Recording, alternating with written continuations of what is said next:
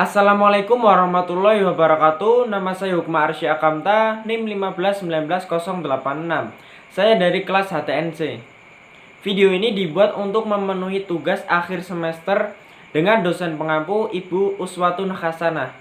COVID-19 merupakan virus yang menyerang pernafasan manusia. Virus ini masih berhubungan dengan virus MERS dan SARS yang sempat merebak beberapa tahun yang lalu. COVID-19 telah menyebar hampir ke seluruh dunia, terutama negara kita Indonesia.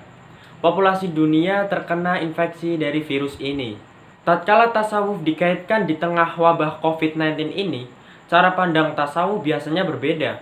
Menurut ilmu tasawuf, bencana yang berupa ketakutan atau al-khawf yang terjadi karena wabah COVID-19 ini atau bencana lainnya seperti krisis ekonomi, kelaparan, kerusakan, dan yang lainnya tak lebih hanya sekedar ujian yang perlu direspon oleh manusia dengan cara tidak panik, bersikap sabar, tawakal, dan tidak menimbulkan masalah-masalah baru.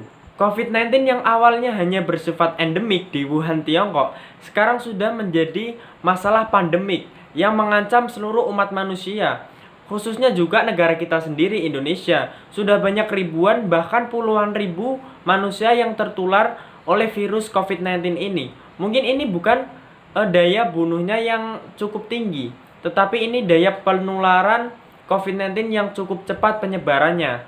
Tentu di sini terdapat nilai-nilai tasawuf yang memberikan kontribusi positif dalam menghadapi masalah pandemik COVID-19 ini. Tentu ini bukan masalah amalan atau wirid atau ruqyah anti COVID-19. Nabi Muhammad SAW saja ketika terdapat wabah seperti ini, beliau memberikan anjuran medis dan tidak memberikan anjuran amalan atau meruqyah.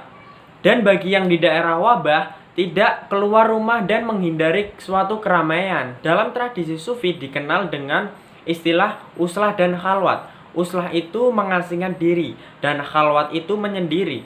Khalwat dan uslah dapat dilakukan dengan cara mengasingkan diri dari kehidupan duniawi. Khalwat adalah menghindarkan kesibukan duniawi dan melakukan zikir. Perilaku inilah yang harus dilakukan oleh masyarakat dunia. Tidak ada yang lebih baik daripada berjihad melawan COVID ini kecuali uslah dan khalwat. Ditegaskan bahwa uslah dan khalwat cara yang paling efektif untuk menghentikan penyebaran COVID-19 ini. Bahwa uslah dan khalwat dimaknai dengan isolasi, social distancing, dan berjaga jarak. Sebisa mungkin kita mengikuti himbauan pemerintah agar jaga jarak, jangan keluar rumah dulu, ibadah di rumah, dan yang lainnya. Itu semua bentuk dari khalwat dan uslah.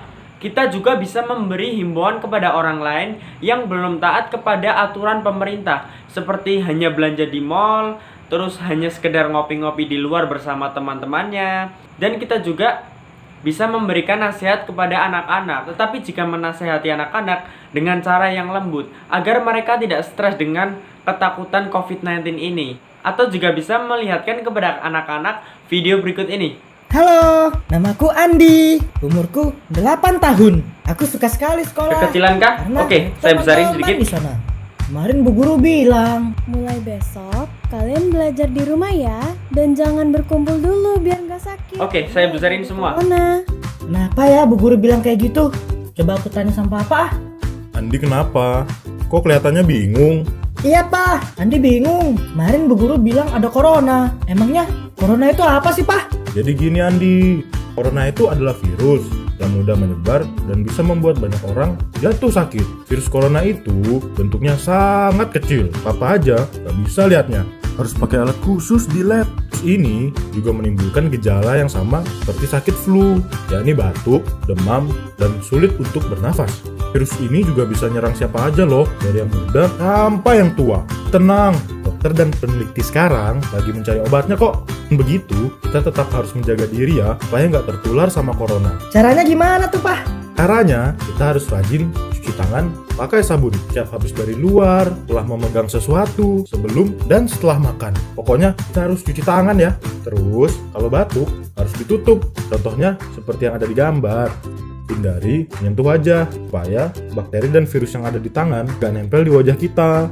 Oh, udah, itu aja Pak. Belum. Masih ada lagi, kita harus jaga jarak sama orang lain, menghindari tempat-tempat yang ramai, dan yang paling penting, sebisa mungkin kita harus tetap di rumah, supaya kita nggak terpapar oleh virus yang berbahaya. Oh, kayak gitu ya, Pak? Kita harus bisa menjaga diri, supaya nggak kena virus corona, dan nggak makin banyak orang yang tertular. Dan untuk menghadapi pandemi COVID-19 ini, untuk kalian semua saudara-saudaraku sebangsa setanah air, khususnya umat Islam yang ada di Indonesia, agar mengikuti fatwa Majelis Ulama Indonesia, agar tetap sabar dan tetap di rumah saja. Majelis Ulama Indonesia tidak semena-mena melarang kita ibadah di masjid, tetapi mereka memiliki fatwa ulama-ulama yang memiliki otoritas keilmuan dan tanggung jawab yang besar untuk menjaga akidah dan amalat umat Islam di Indonesia. Kita hadapi pandemik ini dengan ikhtiar doa dan mahabbah cinta kepada Allah Subhanahu wa Ta'ala dan Kanjeng Nabi Muhammad Sallallahu Alaihi Wasallam. Kita jadikan wabah COVID-19 ini sebagai pemantik cinta kepada Allah dan Rasulnya di atas yang lain. Halawatul iman, manisnya iman hanya bisa dirasakan dengan mencintai Allah dan Rasulnya. Sekian dari saya. Wassalamualaikum warahmatullahi wabarakatuh. Terima kasih.